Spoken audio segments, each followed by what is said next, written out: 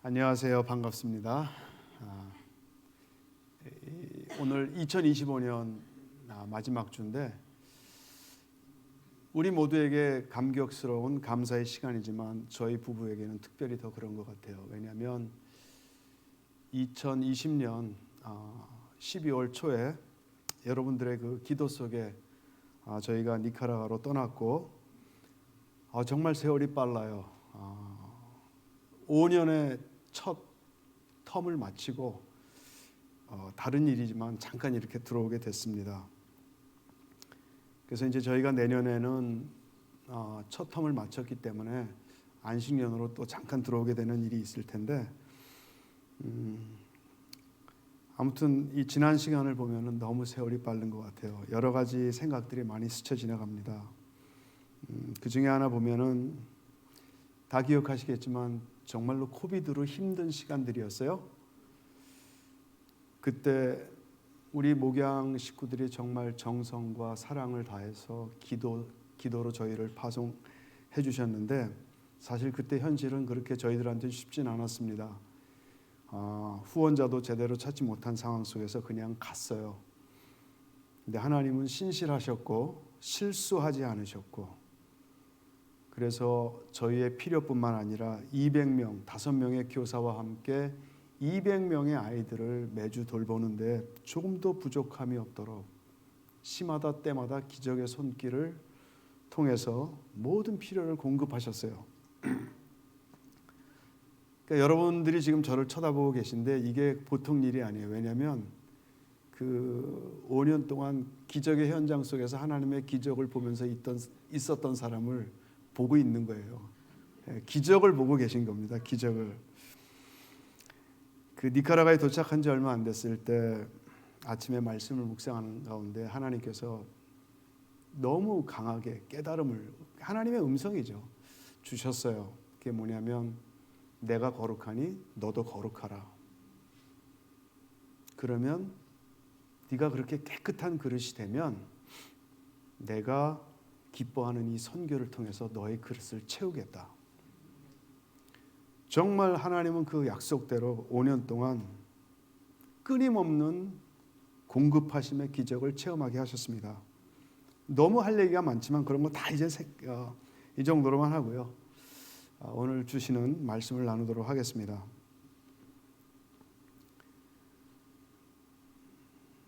이거는 이제 원고에 좀 없는 얘기인데 제가 좀 프린트하기가 싫어가지고 처음으로 한번 아이패드를 사용해 보는데 여러 가지 편리한 점이 있어서 조금 헷갈리는 면이 있네요.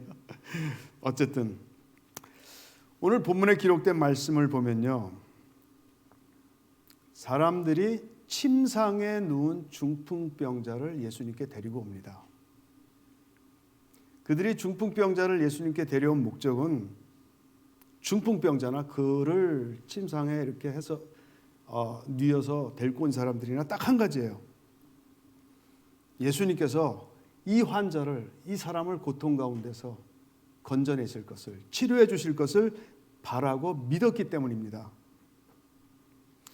그런데 예수님께서 그들의 믿음을 보시고 한마디를 툭 던지시는데 좀 우리의 생각과는 좀 다른 이상한 말씀을 하세요. 그러니까 중풍병자에게 그동안 병으로 고생을 많이 했구나. 내가 너의 믿음을 보았다. 내가 널 고쳐줄게가 아니고 작은 자야 안심해라. 너의 죄가 사함을 받았다. 이렇게 말씀을 하십니다. 여러분 지금 그의 친지들이 중풍병자를 예수님께 데려왔어요. 그 목적이 뭡니까? 그를 낫게 하고자 함이에요. 그리고 오랜 세월 동안 중풍병으로 고생한 사람에게서 그 병에서 치유함을 받는 것보다 더 간절한 소원이 뭐가 있겠습니까? 근데도 예수님은 그들의 기대와는 달리 아들아 안심해라 너의 죄가 사함을 받았다 이렇게 말씀을 하세요. 왜 그렇게 말씀을 하실까? 왜? 예수님에게는 그가 단지 병에서 고침을 받고 돌아가는 것보다 그의 영혼이 죄 사함을 받고 구원을 받는 게 더 중요하기 때문에 그래요. 만일 중풍병자가 병에서 고침을 받고 그것으로 만족하고 예수님을 떠났다면, 예수님과의 만남이 딱 거기에서 끝이 났다면 그것처럼 안타깝고 불행한 일이 어디 있겠어요? 여러분, 우리는 이 본문 말씀에서 예수님이 그분을 찾아오는 사람들을 향해서, 그리고 많은 인생의 문제들로 인해서 예수님께 나아가는 우리들을 향해서 가장 중요하게 여기시는 관심사가 무엇인지 주목해야 됩니다. 그건 바로 우리 영혼의 문제, 영적인 문제, 나의 신앙의 문제, 나의 내면의 문제입니다. 그렇다고 해서 예수님께서 우리의 질병, 먹고 사는 문제, 인생의 문제에 관심이 없다는 게 아니에요. 예수님 그런 문제에 굉장히 많은 관심을 갖고 계십니다. 하지만 그 요한 3서 1장 2절 말씀대로 사랑하는 자여 너의 영혼이 먼저 잘됨 같이 내가 범사에 잘되고 강건하기를 내가 간구한다. 그런 말씀이 있잖아요. 그래서 하나님께서는 우리 인생에서 그 어느 무엇보다도 우선순위를 따지자면 가장 중요하게 여기시는 게 우리의 영적인 문제, 나의 영혼의 문제, 내 신앙의 문제라는 거예요. 여기서 우리 모두 각자에게 이런 질문을 한번 했으면 좋겠어요. 여러분 한번 저를 따라서 해보시기 바랍니다. 꼭 따라하세요. 과연 나는 내 인생에서 하나님께서 가장 중요하게 여기시는 내 영혼의 문제를 올바르게 직시하고 내 영혼을, 나의 신앙을, 나의 영적인 상태를 잘 관리하고 있는가? 여러분들 어떠세요? 예수님이 가장 중요하게 여기시는 여러분의 신앙의 문제를 잘 관리하고 계세요?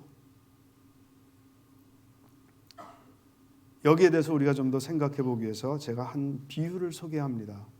그것은 성경 누가복음 12장 16절에서 21절에 나오는 어느 한 부자에 대한 이야기예요. 함께 혹시 준비됐습니까? 화면을 보고 읽어봤으면 좋겠는데 준비가 안 됐어요? 괜찮습니다. 그럼 제가 읽을게요. 여러분들 한번 찾아보시겠어요? 누가복음 12장 16절에서 21절 어느 한 부자의 비유입니다. 누가복음 12장 16절에서 21절. 자, 같이 한번 찾으셨으면 저하고 함께 읽도록 하겠습니다. 12장 16절에서 21절 말씀입니다. 시작. 또 비유로 그들에게 말하여 이르시되 한 부자가 그 밭에 소출이 풍성하매 심중에 생각하여 이르되 내가 곡식 쌓아둘 곳이 없으니 어찌할까 하고 또 이르되 내가 이렇게 하리라 내 곡간을 헐고 더 크게 짓고 내 모든 곡식과 물건을 거기 쌓아두리라. 또 내가 내 영혼에게 이르되 영혼아 여러 해 쓸 물건을 많이 쌓아두었으니 평안히 쉬고 먹고 마시고 즐거워하자 하리라 하되 하나님은 이르시되 어리석은 자여 오늘 밤에 내 영혼을 도로 찾으리니 그러면 내 준비한 것이 누구의 것이 되겠느냐 하셨으니 자기를 위하여 재물을 쌓아두고 하나님께 대하여 부여하지 못한 자가 이와 같으니라. 아멘. 여러분 우리가 하나 알아야 될 게 있어요. 이 비유에 나오는 부자의 이야기가 나와 상관이 없는 어느 돈 많은 사람의 이야기가 아니에요. 바로 우리 각자에게 주시는 하나님의 말씀이라는 겁니다. 그러면 이 비유에 나오는 부자가 어떤 사람이에요? 그는 자신의 인생의 노후를 아주 열심히 계획하고 준비한 사람이에요. 똑똑한 사람입니다. 어느 정도 열심이었냐면 이미 풍성한 소유를 갖고 있었어요. 걱정 안 하고 살아도 돼요, 인생을. 근데도 거기서 멈추지 않고 더 열심히 돈을 벌었어요. 저축했습니다. 지금으로 말하자면 소유가 많은데 거기 멈추지 않았고 더 많은 플랜을 세운 거예요. 401k, 라이프 인슈런스, 스탁, 여러 가지. 뮤추얼 펀드 돈도 많았고 여러 가지 은퇴 플랜을 기가 막히게 잘 세워둔 사람이었어요. 여러분, 열심히 일해서 인생의 노후를 준비하는 게 나빠요? 아니죠. 필요하고 중요한 일입니다. 그런데 이 비유에서 하나님은 그에게 어리석은 자, fool, 스페니시 말로 똔또, 멍청이, fool. 그래. 우리가 볼 땐 와, 저 사람 능력 있다, 돈 있고 스마트하고 은퇴 플랜 쫙 재정 상담을 해줄 수 있을 정도로 은퇴 플랜 잘 세운 사람인데 fool, 그렇게 얘기를 해요. 왜? 성경은, 하나님은 그 이유를 성경에서 말씀하세요. 자신을 위해서는 재물을 쌓아두었는데 하나님께 대해 부여하지 못했대요. 여러분, 자기를 위해서 재물을 쌓아두고 하나님께 대해서 부여하지 못한 게 무슨 뜻이에요? 그게 이 땅에서 자신의 미래의 삶을 위해서는 많은 관심을 갖고 준비를 했는데 자신의 신앙, 자신의 영혼을 관리하고 경성하는 데에는 별로 관심이 없었다, 실패했다, 그런 뜻이에요. 자기 신앙 문제는 별로 중요하지가 않아. 그거는 그렇게 살면 하나님께 인색해질 수밖에 없어요. 만일에 그가 자신의 영혼의 문제에 정말 관심이 있었다면, 예를 들어서 나의 영적 성숙의 문제를 늘 점검하고 돌보는 일을 게을리하지 않았다면, 나를 향한 하나님의 거룩한 뜻이 하늘에서 이루어진 것처럼 나의 삶 가운데서도 이루어지기를 갈망하고 살았다면, 날마다 자기를 부인하고 내가 매주 듣는 하나님의 그 말씀, 읽는 말씀을 삶으로, 삶의 현장으로 끌어오고자, 살아내고자 씨름했다면, 그리고 마태복음 13장 46절에 있는 말씀처럼 천국은 마치 좋은 진주를 구하는 장사와 같으니 극히 값진 진주 하나를 발견하며 자기의 소유를 다 팔아 그 진주를 사느니라는 말씀처럼, 하나님을, 예수님을 사랑해서 예수님을 더 깊이 알기 위해서, 그 예수님을 깨달았을 때 그 예수님을 소유하기 위해 자기가 사랑하는 어떤 것이라도 내가 기꺼이 내려놓기를 애쓰는 사람이었다면, 적어도 하나님께서 어리석은 자요, 자기를 위해서 재물을 쌓아두고 하나님께 대하여 부여하지 못한 자라고 말씀을 하진 않았을 거예요.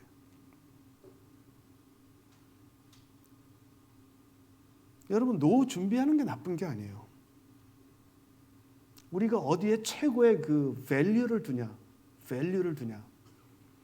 여러분, 현재 내 삶의 모습은 나의 영적인 상태를 의미합니다. 이건 속일 수가 없어요. 또 한번 우리 각자에게 질문을 던져보았으면 합니다. 현재 나의 모습, 나의 영적인 상태는 어떤가? 하나님께 대해서 부요한가? 다시금 말씀드립니다. 끊임없이 내 자신을 돌아보고 점검하고 나 자신을 십자가에 못 박고 주님께로 한 걸음씩 가고 있는가? 예수님을 내 삶과 영혼을 만족시키는 최고의 보물로 인정하는가? 밭에 감추인 보아, 그 예수님을 더 깊이 알고자, 그리고 그 예수님을 발견했을 때 그것을 지식이 아니라 내 삶으로 취하기 위해서 내가 사랑하는 것들을 하나씩 포기하고 있는가? 예수님께서는 너의 보물이 있는 곳에, 쉽게 말하면 너의 돈이 있는 곳에, 너의 재물이 있는 곳에 네 마음이 있다고 했는데, 나 자신을 위해서는 아낌이 없는데 하나님께는 인색한 삶을 살고 있지는 않은가? 혹시 주님과 가까이 동행하며 그 음성을 듣고 뜻에 순종하며 산다는 자체가 나에게 어색하고 불편하고 낯설지 않은가? 여러분, 정말 지금은 마지막 때예요.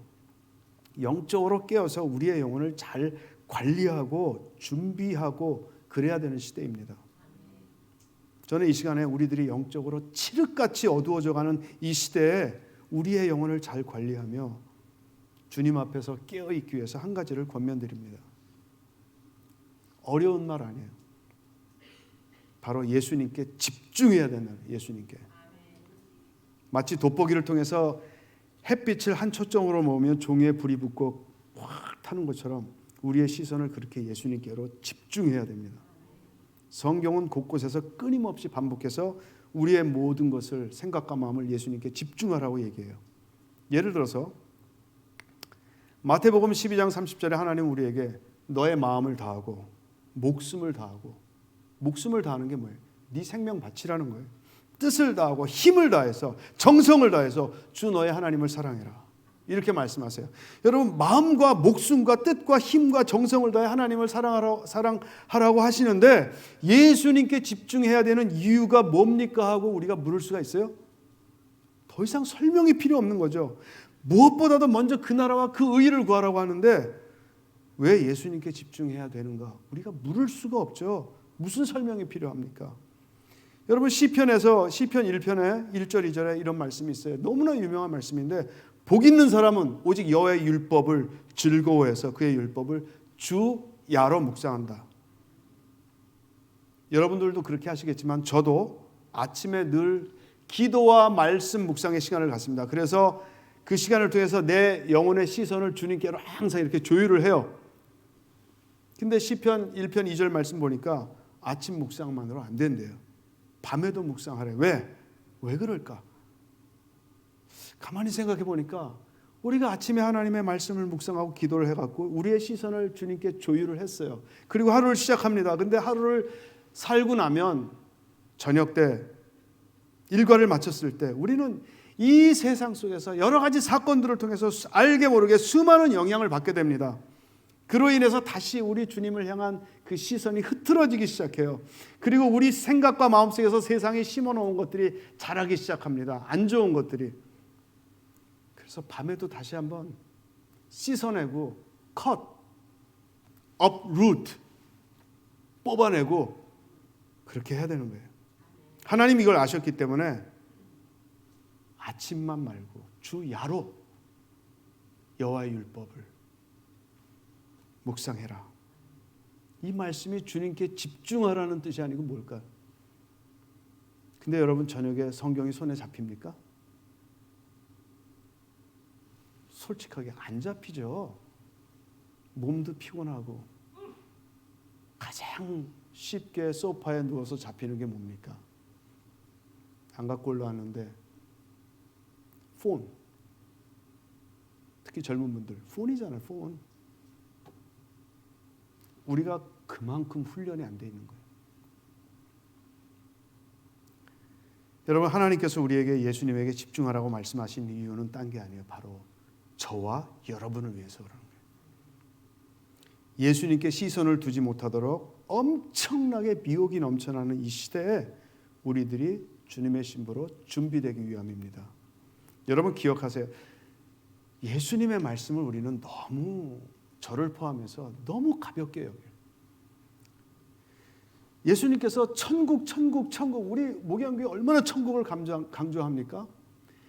예수님께서 천국을 수도 없이 얘기하면서 예수님께서 뭐라고 하셨냐면 청함을 받은 자는 많은데 택함을 받은 자는 적대요.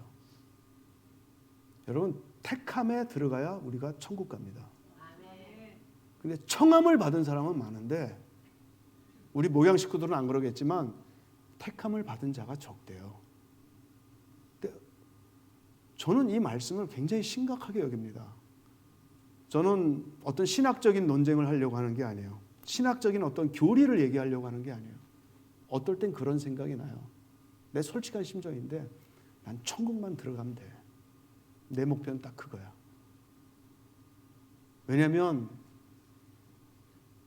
우리에게 거저 주어지는 그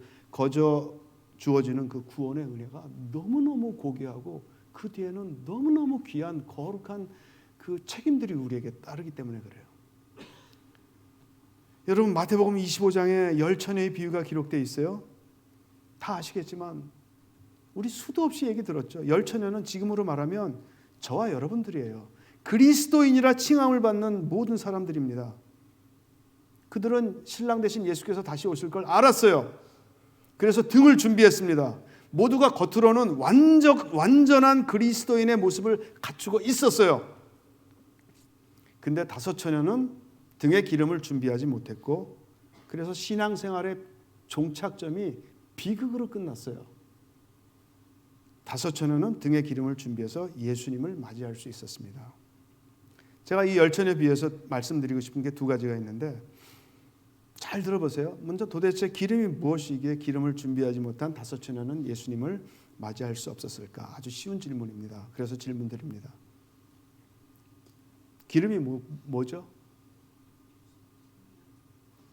누가 얘기했죠? 손 들고 얘기하세요. 사모님이 얘기하셨나요? 성령님. 맞습니다. 맞아요. 기름은 성령을 의미하므로 성령으로 준비되어야 한다는 것까지는 우리가 다 알고 있어요. 근데 이 대답이 너무 추상적이에요. 너무 막연해. 영어로 말하자면 so what? 성령으로 준비하는 게 도대체 뭐야? 이렇게 우리가 진짜 한번 생각해 보자고요. 이 질문은 제가 안 드리고 제가 한번 같이 나누도록 하겠습니다. 성령으로 준비된다는 게 도대체 뭘까? 요한복음 16장 9절을 보면 성령께서 우리에게 오셔서 우리 안에 거하실 때 하시는 3가지 일에 대해 기록하고 있어요. 뭐라고 되어 있냐면, 성령께서 오시면 우리 안에서 죄에 대하여, 의에 대하여, 심판에 대하여 세상을 책망하시리라. 이렇게 되어 있습니다. 그러면 여러분, 성령께서 여러분 안에 거하시죠? 아멘? 아멘 안 하는 분들은 성령께서 안에 거하시지 않는다는 말인가요? 성령께서 여러분 안에 거하시죠? 그럼 한번 생각해 보자고요. 성령께서 우리 안에 거하십니다. 그렇다면 한번 질문해 보자고요. 우리들의 삶 가운데 하나님이 기뻐하시지 않는 것들로 인해, 여러분 그거 알죠? 목사님들이 많이 설교해서 그거 알 거예요. 죄의 의미가 뭐냐, 원어로. 관역, 타겟이 있으면 그 화살이 방향이 빗나갈 때 그게 죄예요. 그러면 우리 삶 가운데 하나님이 기뻐하시지 않는 것들로 인해서 내 삶의 방향이 하나님의 뜻과 주파수가 시그널이 안 맞아서 어긋나 있을 때, 우리 안에서 성령께서 탄식하시고 우리의 심령을 책망하시는데, 우리들이 그 성령님의 책망에 민감하게 반응하고 있습니까? 다음으로 의에 대하여. 의는 예수 그리스도예요. 계시록 1장 12절 17절을 보면 예수님이 얼마나 영광스럽고 얼마나 거룩한지 사도 요한이 그 예수님을 만나갖고 죽은 자처럼, 시체처럼 돼버립니다. 여러분, 사도 요한은 예수님의 제자고 거룩한 삶을 사는 예수님의 제자였어요. 그 사도 요한이 예수님을 만나고 시체처럼, 그 거룩함 앞에서 시체처럼 돼버려요. 여러분, 우리가 예수님 제대로 만나면요, 그분은 너무나 거룩하고 너무 순결하고 나는 너무나 더럽기 때문에 우리는 완전히 절망하게 되고 완전히 죽은 자처럼 됩니다. 바로 거기서 우리는 예수 그리스도의 구속의 십자가의 놀라운 은혜를 경험하게 되는 거예요. 근데 성령님은 우리들이 그처럼 거룩한 예수님을 갈망하며 살고 그분께서 우리에게 허락하신 그 구원의 기쁨을 잃지 않도록 끊임없이 우리의 마음을 책망하십니다. 근데 여러분, 우리가 그런 책망에 민감하게 반응합니까? 여러분, 우리가 이걸 알아야 돼요. 저도 그렇고 우리 모두. 우리는 구원의 그 엄청난 십자가의 구속의 은혜, 구원의 감격과 기쁨을 잃어버릴 때 이 세상의 것들이 크게 보여요. 좋아 보이기 시작합니다. 먹음직도 하고 보암직도 하고 지혜롭게 할 만큼 탐스러워지기 시작합니다. 그로 인해 세상의 것들을 자꾸 만지작 거리다가 넘어가는 거예요.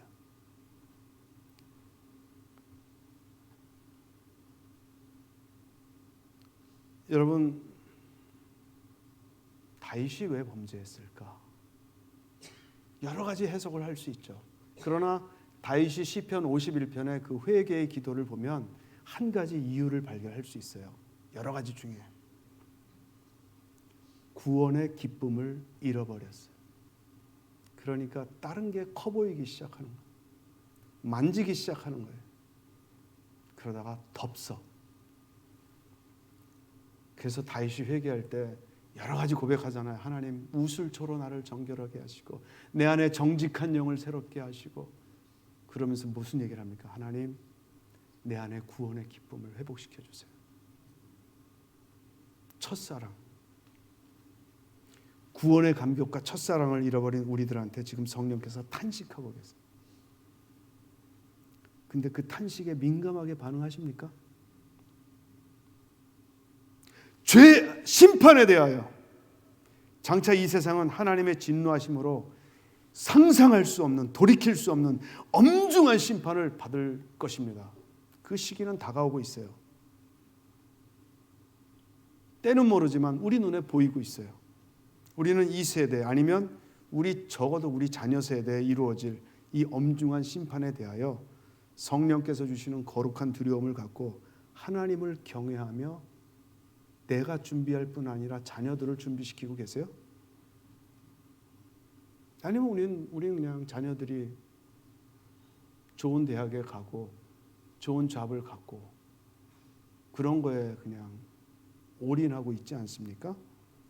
아니면 거룩한 삶을 위해, 여러분 거룩한 삶의 대표적인 특징이 뭐냐면 절제예요. 그 거룩한 삶을 위해 나 자신을 절제하고 다스립니까?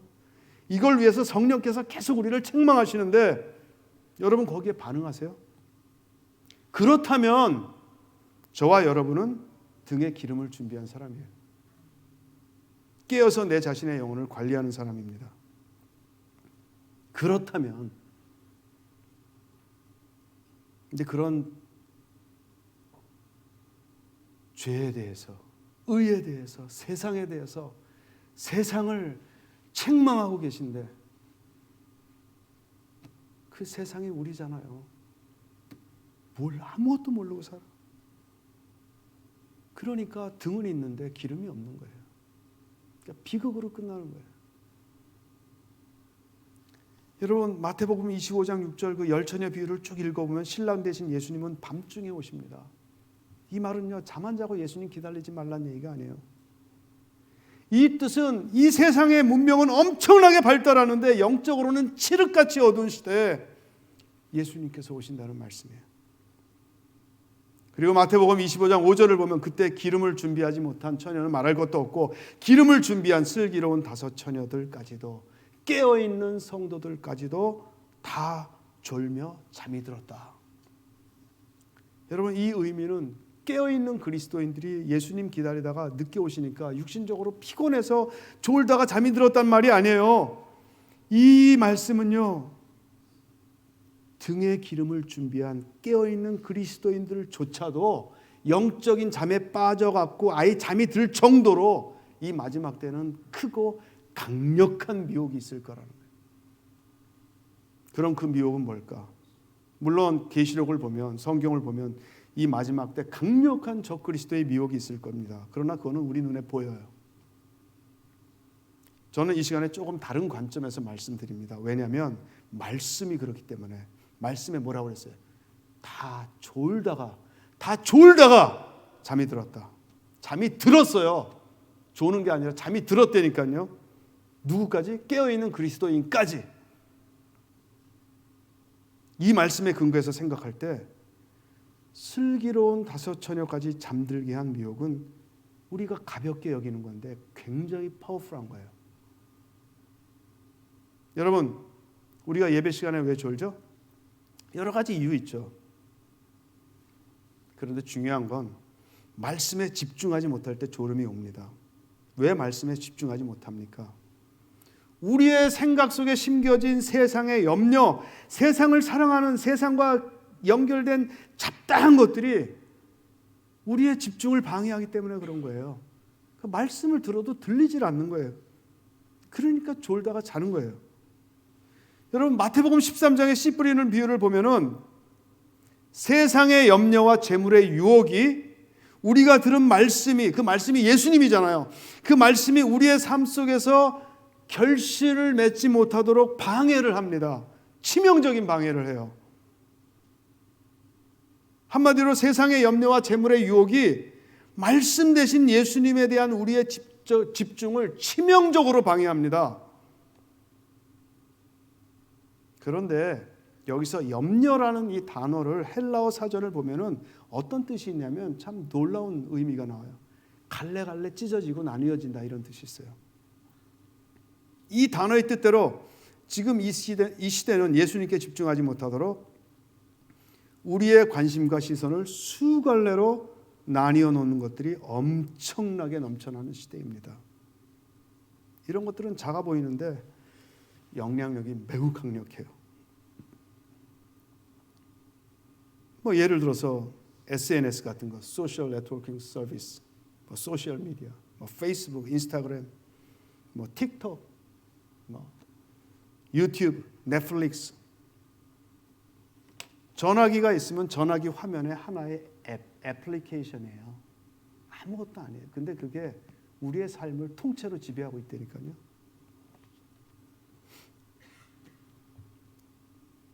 앞으로 이런 현상들은, 근데 중요한 게 뭐냐면 여러분 이걸 기억하세요. 이거는 앞으로 이게 더 심해질 거예요. 더 심해질 거예요.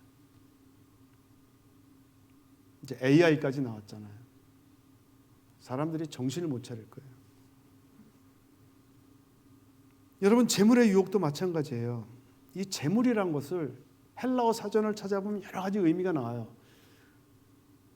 근데 이 단어들을 종합해 갖고 하나의 문장을 만들면 어떤 말이 되냐면 땅이나 부동산,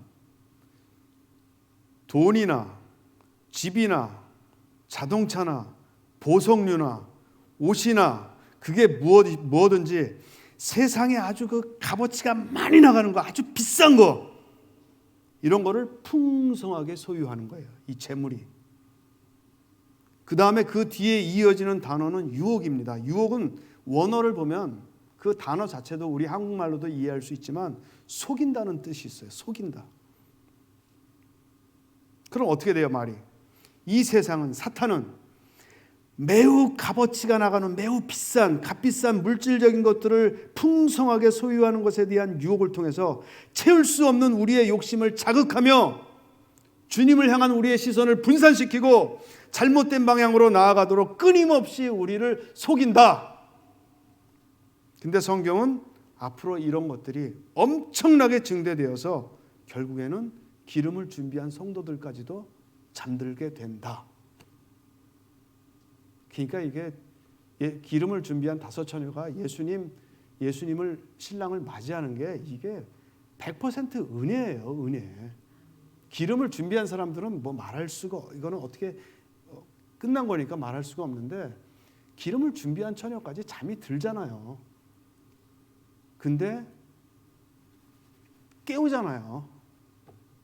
그 나팔 소리가 나잖아요. 그러니까 잠이 들었는데 천국에 들어갔다. 그러니까 이건 하나님의 은혜입니다, 정말. 깨어 있지도 않은데 미혹을 받아갖고 잠이 들었는데 주님을 맞이했다. 이건 정말 뭐 이거는 100% 하나님의 은혜입니다.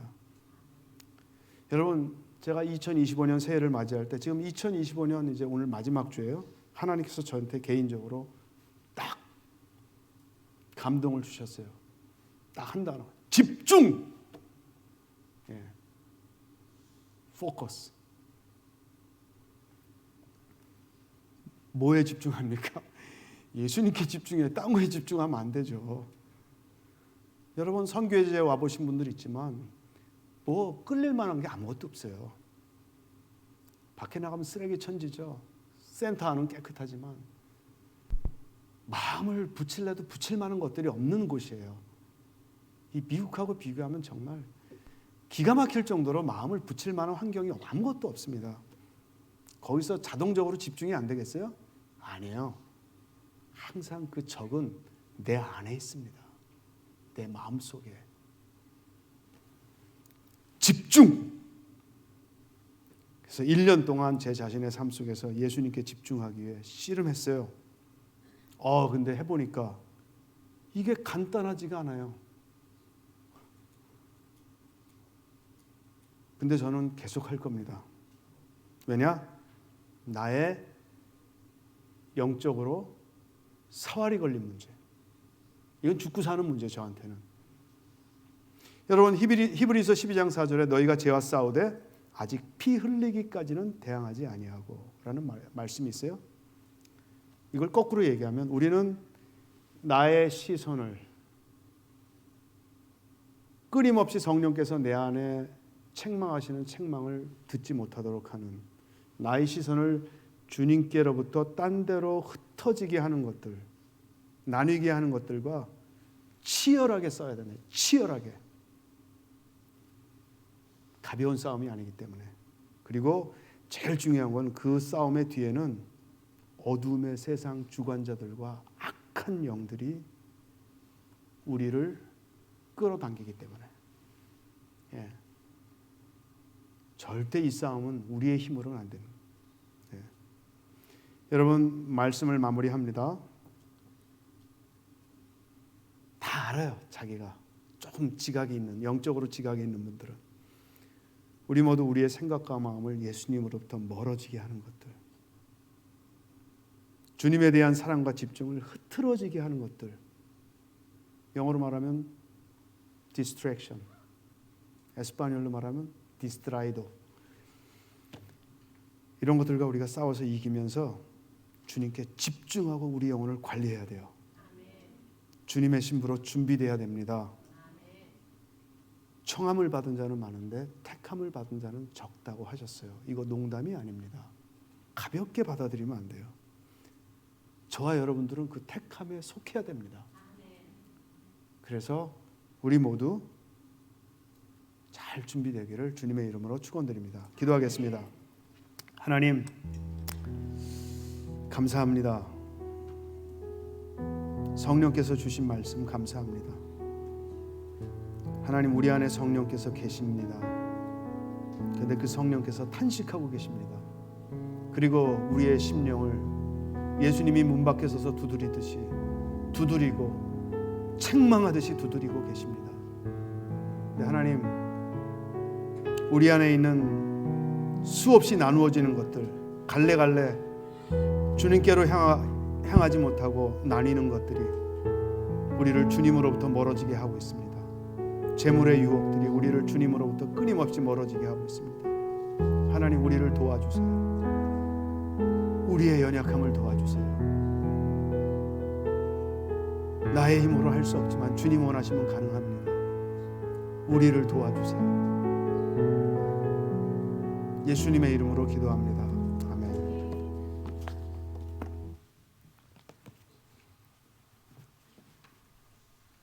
우리의 귀한 말씀 얼마나 좋은지 모르겠습니다. 우리의 시선을 주님 앞에, 시선 고정입니다. 시선 집중. 우리 생각하면서 우리 찬양 같이 부릅니다. 내 시선이 주님을 향하길 원합니다. 내게로부터 여러 가지 디스트랙트하는 것로부터 내가 주님에게 내 눈을 돌립니다. 내게로부터 눈을 들어 주를 보기 시작할 때 주의 길을 보겠네. 내 작은 마음 돌이키사 하늘에 꿈꾸게 하네. 주님을 볼 때 모든 시선을 주님께 드리고 살아계신 하나님을 느낄 때 내 삶은 주의 역사가 되고 하나님이 일하기 시작하네. 우리 다 같이 일어나서 2절 같이 한번 부르죠. 성령이 나를 변화시켜 모든 두려움 사라질 때 주의 일을 보겠네.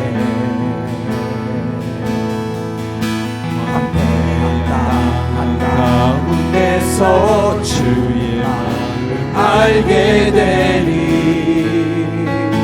주님을 볼 때 모든 시선을 주님께 드리고 전능하신 하나님을 느낄 때 세상은 주의 나라가 되고 하나님이 일하기 시작한 모든 시선을 주님께 드리고 전능하신 하나님을 느낄 때 세상은 주의 나라가 되고 하나님이 일하기 다시 한번 모든 시선을 주님께 드리고 모든 시선을 주님께 드리고 전능하신 하나님을 느낄 때 세상은 주의 나라가 되고 하나님이 일하기 시작하네 하나님이 일하기 시작하네. 우리 임종윤 목사님 나오셔서 축도해 주시겠습니다.